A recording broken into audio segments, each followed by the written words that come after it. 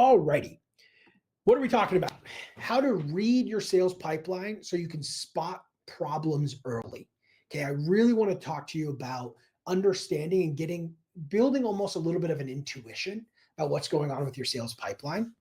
And the goal is really by the end of this live class, you're going to be able to quickly spot check your pipeline and have confidence that you are on or off track. I find that a lot of folks look at a pipeline, they just really have no idea what it's telling them. But somebody like me, who's just been looking at pipelines our whole careers, we can look at it. We can very, very quickly be able to tell you, hey, this is probably the problem your team is dealing with. And I want to transfer some of that experience to you. And that's the purpose of today's conversation. Real quick background about me. For those of you who don't know who I am, I've worked with over 80 B2B software and service companies, helping them build a repeatable sales process. I think we'll probably cross the 100 mark this year, which would be pretty cool. It's a lot of sales teams. I've written 3 Amazon best-selling books. One of them was already mentioned. It's 16 Steps to Repeatable Sales. Ryan has that one, and Cold to Committed, which is how to do cold outreach. 16 Steps to Repeatable Sales is a step-by-step process to building a sales process. Cold to Committed is a book about how to do cold outreach. It's really a guide for SDRs to help them be more effective. And then I also co-authored a book called The Sales Development Framework with a friend of mine, David Delaney, around how to build out and scale a sales development function. I've helped our clients sell over 100 million in software and services, over 280 million in money raised, and I've trained over 1,000 salespeople. So I've been around the block in the sales function. I've been an SDR. I've been an AE. I've been in leadership roles, and I have a great understanding of both the tactical applications of sales fundamentals, as well as this more strategic and operational lens that of looking at sales departments through. Real quick problem so that we are grounded and we really understand what we're talking about. Type yes in the chat if you've ever had a similar experience to this. Maybe you lost 3 large deals in the same week and like your heart's beating a little quick. Type in yes if you had that experience or something like that.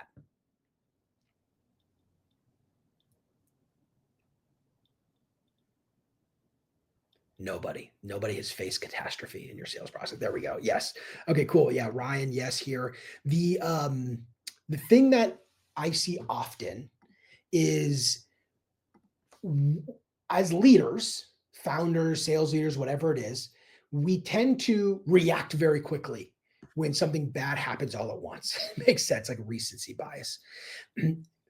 Too many founders will pivot. They completely pivot. Lose 3 large deals in one week. We start panicking and we do a pivot. New pricing, new pitch, new process. What they're doing, and maybe you've been in these shoes, is anything to try to push other deals through faster so you don't miss your number, or to prevent losing more. Those are like the 2 main things that we're trying to do. And it's all driven by panic. I call this the panic pivot because of that. But here's what most founders, in my experience, miss. Your pipeline, that collection of deals, is telling you a story, but you need to know how to read it. When all of your deals are in an early stage, that's a story. When deals sit in the same stage for weeks, months, that's a story. When there are no next steps scheduled on the calendar, that's a story. And what I'm going to show you is something called the pipeline gut check. It's a simple way to read these stories, because when you can spot warning signs early, when you can see the stalled deals before they die, when you can, that's when you can stop pivoting out of panic and start adjusting with purpose. That's ultimately what I want you to do. Now, there are a lot of ways to do this, and most of the content that you see from me when it comes to pipeline management and analytics and data are very, very technical. Hey, you need to be collecting this data, tracking this data, and you need to be analyzing in this way. And what feedback I have gotten over doing these live classes is it's helpful, but it's kind of a lot. So I want to give you a quick gut check. Like I said, can I transfer some of the experience I have just looking at pipelines to you so you can spot check your sales pipeline and just get a good sense, am I in good shape or am I not? Now, so far, you have not been a very interactive bunch, but this is next thing is going to require interaction. So I need everybody here to focus and answer some questions for me. And there's a 6-second delay, so I'm going to be respectful of that. But I want to show you, here's one pipeline here. What does this pipeline tell you? So if you're looking at this, and this is your pipeline, each one of these is a deal. 4 stages in this example. What does it tell you about the pipeline? I don't know why there's animations here. 1 second. There you go. Okay. What do you see if this was your pipeline?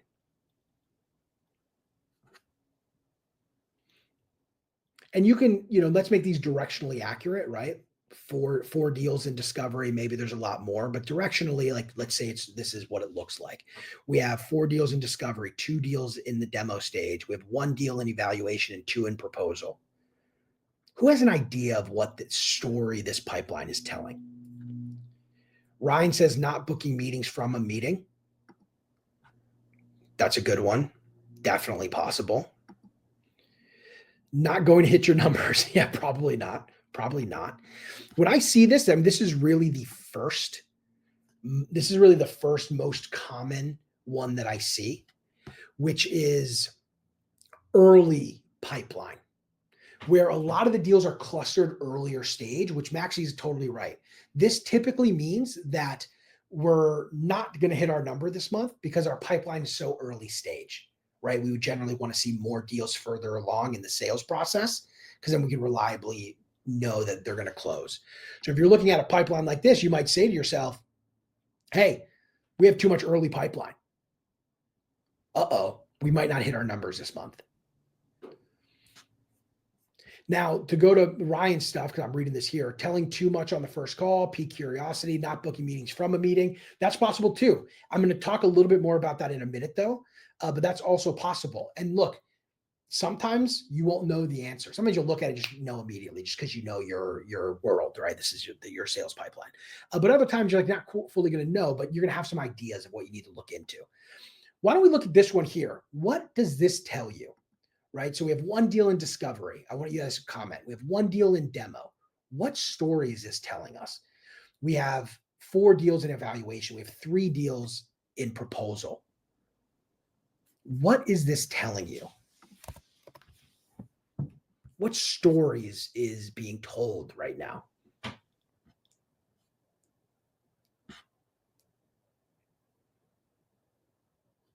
Velocity is better. So that's what Maxie says here. We have better velocity. Yep. Well, we are seeing more deals on the later stage.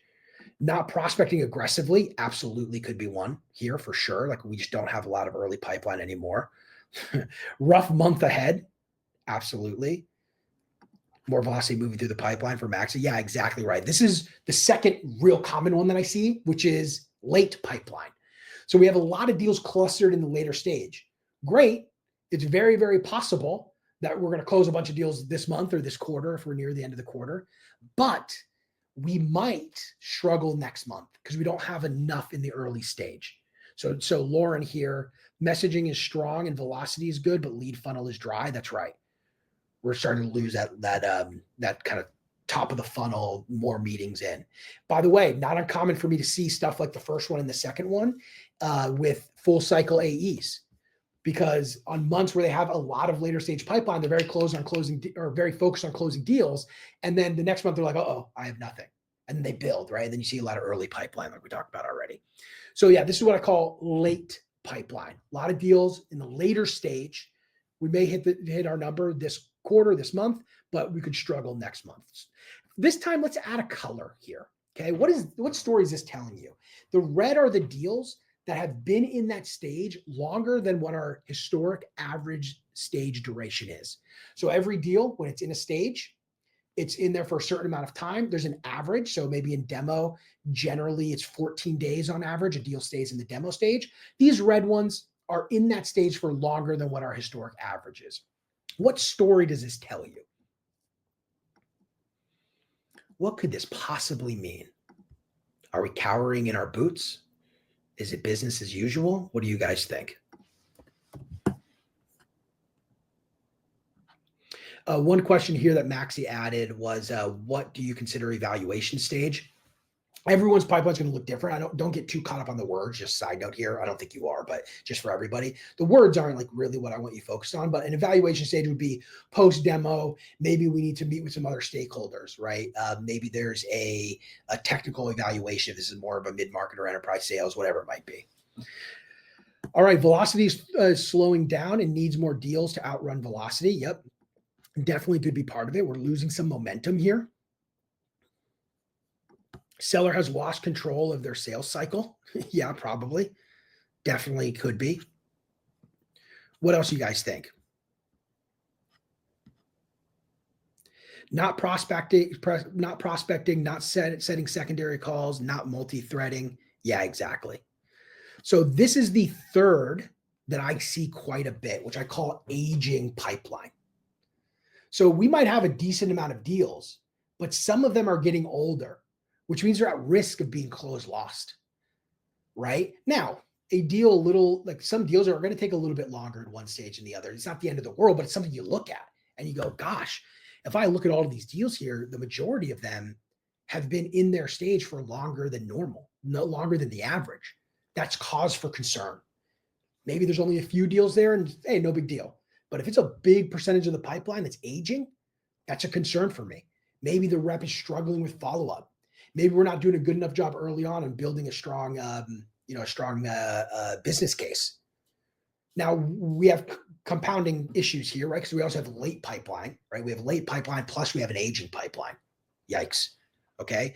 Let's add a little color here. Okay. This is the last one I'm going to go through. Let's add a little different color, and we're going to make it purple. There's no next steps on the calendar. No next steps have been booked on the calendar. What does this tell you about this person's pipeline?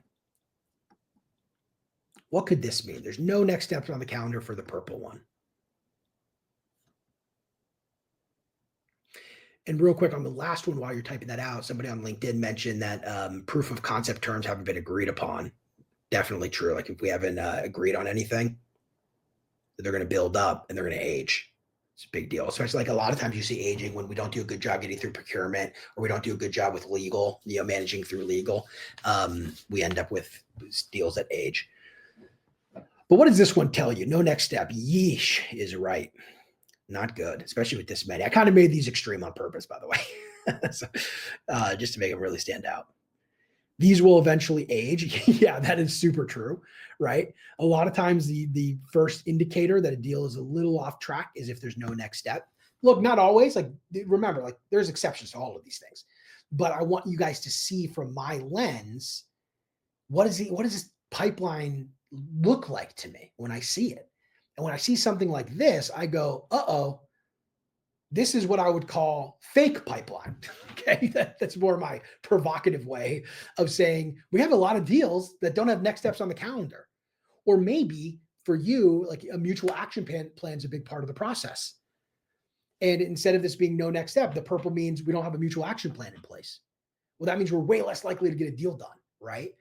So by seeing that, we have big concerns about this pipeline.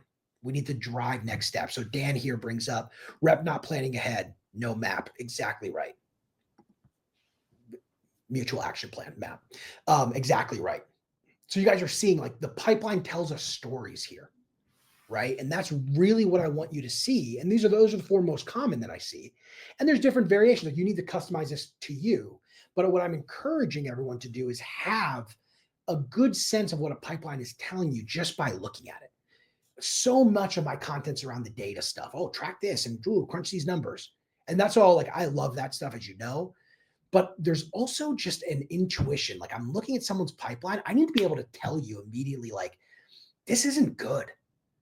And waiting for outcomes is too long sometimes. Like I want to know of things earlier. So we just went through the four most common. I'm going to do a quick recap here. We have early pipeline, deals early stage, might have a light close month. Late pipeline, most of deals are late stage, which means we might close a good amount, but we may fall behind next month, next quarter. Aging pipeline, so deals are in stage longer than average, which means these deals are at risk of being closed lost. And then fake pipeline, which is, I'm joking. I'm being provocative a little bit here. It's not genuinely fake. Sometimes you don't book a next step and you still win the deal. So I just, just to be clear, but deals that don't have a clear next step on the calendar or required item like a mutual action plan, meaning that they're at risk of being closed lost. One more thing I'm going to mention here for you. You can also start to see build up. So which stage do deals linger in? And maybe you need to make tweaks to that part of the process.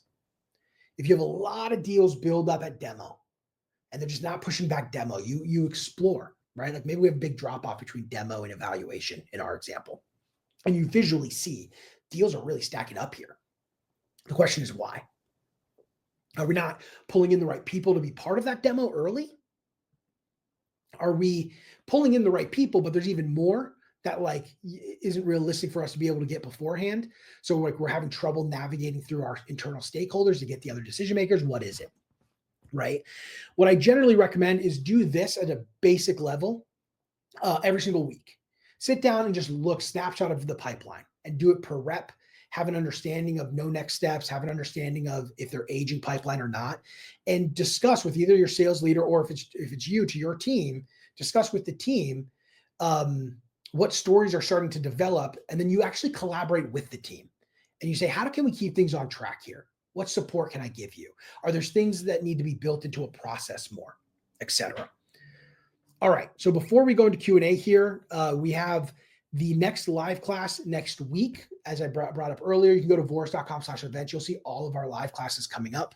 Next week is going to be hosted by Dan McDermott, my really good friend. And let's go to Q&A here.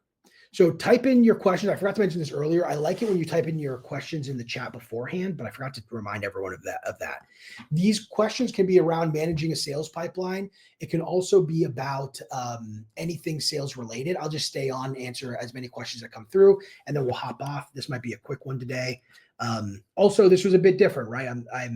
I decided to take a step away from more of the data-driven stuff that I always do, and I wanted to focus on some of the more less tangible, a little more intuition-based stuff. So hopefully this kind of framework of thinking was helpful.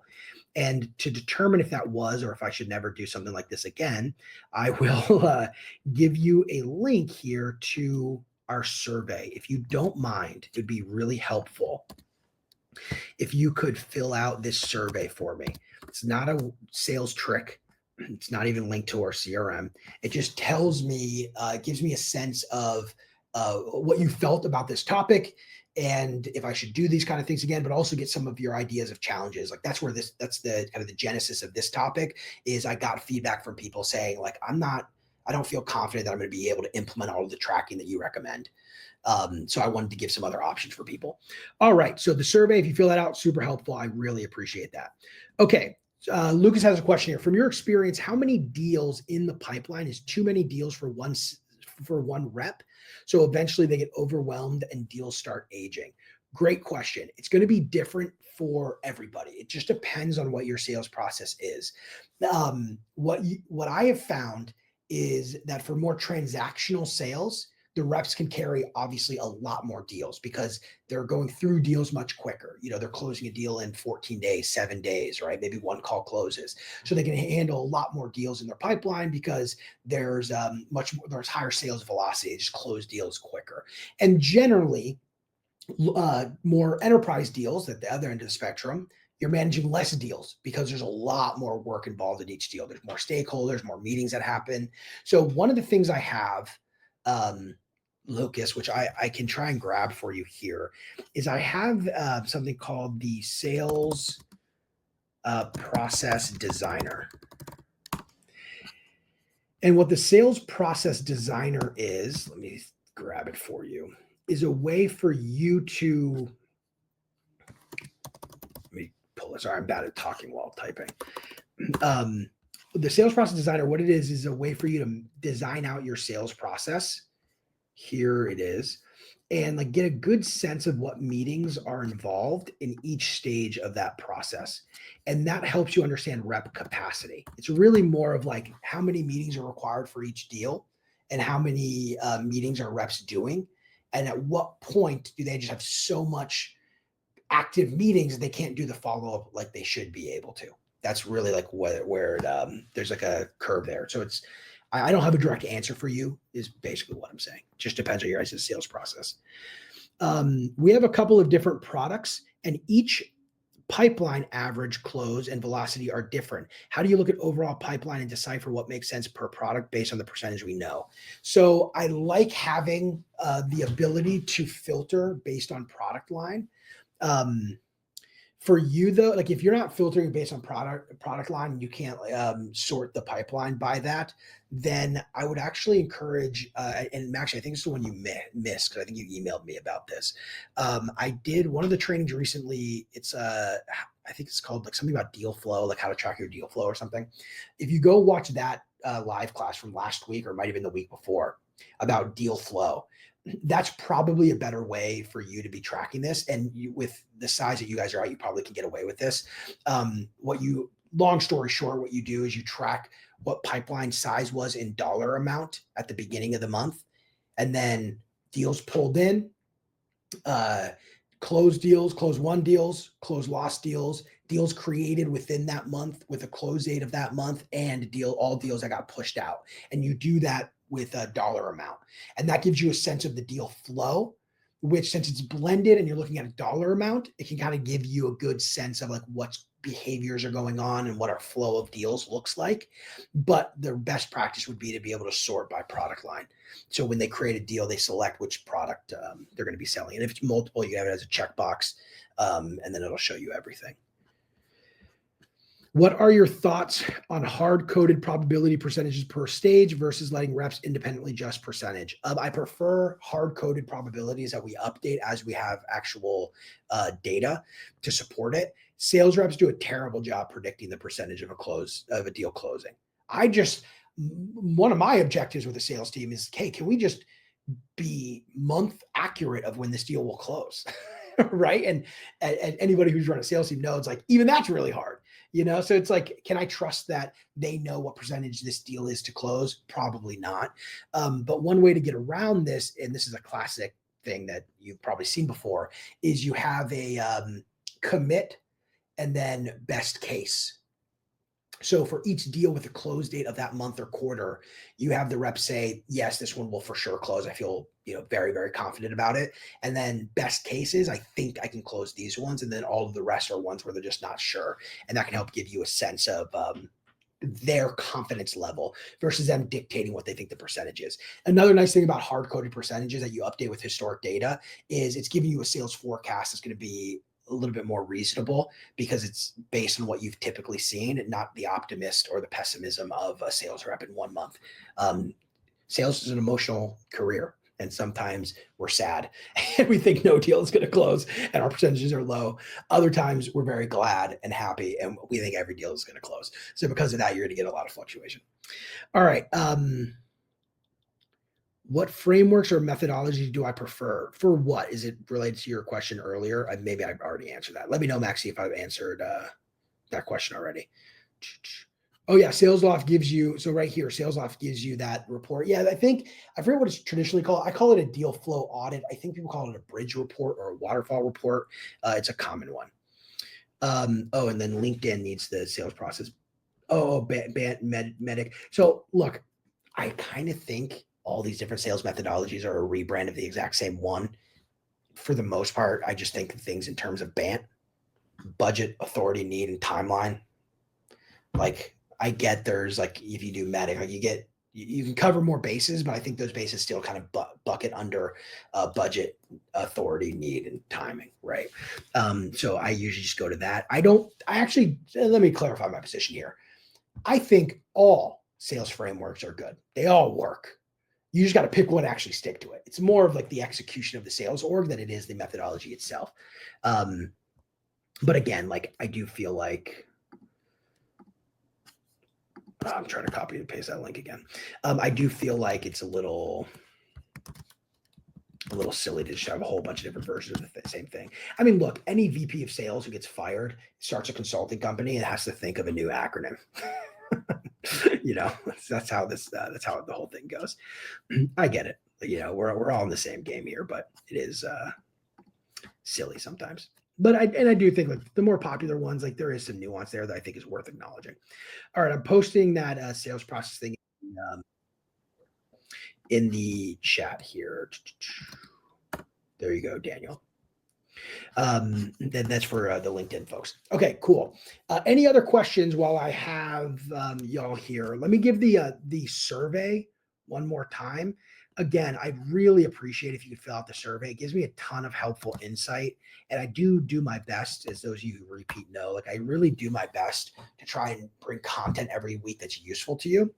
And the survey is the reason why I'm able to do that. I go in there, I read through it. And I find it just super helpful to see like what people are struggling with today. And I try to like come up with new topics to present. And then for those of you who've been coming to this for a long time, like I don't repeat topics that often. I do occasionally. There's some topics that are really good that I keep bringing back because people need support on it. But I am like genuinely trying to come up with new topics for you. So this is the way that I do it, is the survey. And it would really mean a lot to me if you could fill that out, even if you've come here before. Cool. Awesome. Well, I don't see any other questions. Thank you so much. This was a quick one. I love it. That means we can all get a little extra work done in our day. There's a lot you can be doing on Thursday. You're spending it with me, and I appreciate that dearly. If you have any questions or need any support, you know where to find me, and we'll talk soon. Bye.